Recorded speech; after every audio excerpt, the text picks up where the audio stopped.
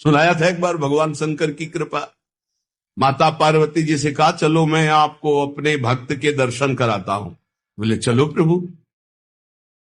तो बोले पहले अभक्त के दर्शन कर लो, तब भक्त के दर्शन आप सुख पाओगी। तो गए तो सुपारी कतर रहे थे बैठे इसमें, बढ़िया गद्दा लगा हुआ था, गिरदा लगा हुआ, 50 गाय 50 भैंसे दूध दुही जा रही थी। प्रातःकालीन का समय था।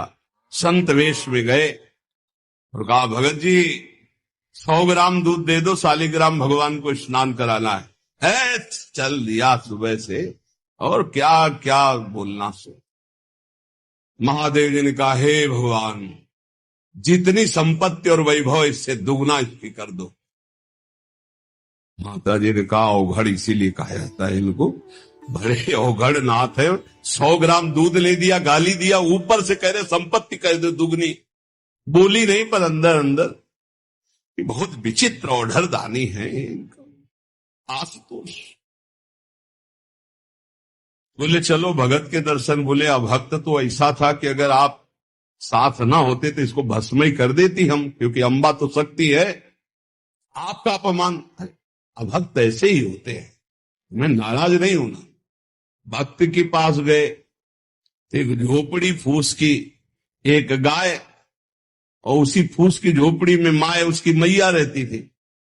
गए, जो देखा संत तो साष्टांग दंडवत किया, आओ बैठो बैठाला।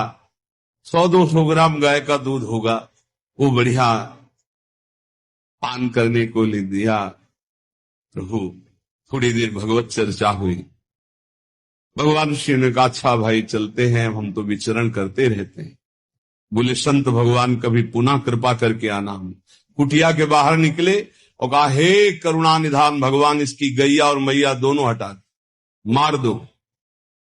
अम्बा जी ने कहा आप बर्दाश्त नहीं होगा। 100 ग्राम दूध नहीं दिया तो उसको दुगना संपत्ति दे दी, और एक गाय पूरा दूध आपको पिला दिया, और मैया बातचीत करने के लिए थी उसको भी आपने मार दिया। कहा कि ये क्या है? बोले अभी तुम नहीं समझ।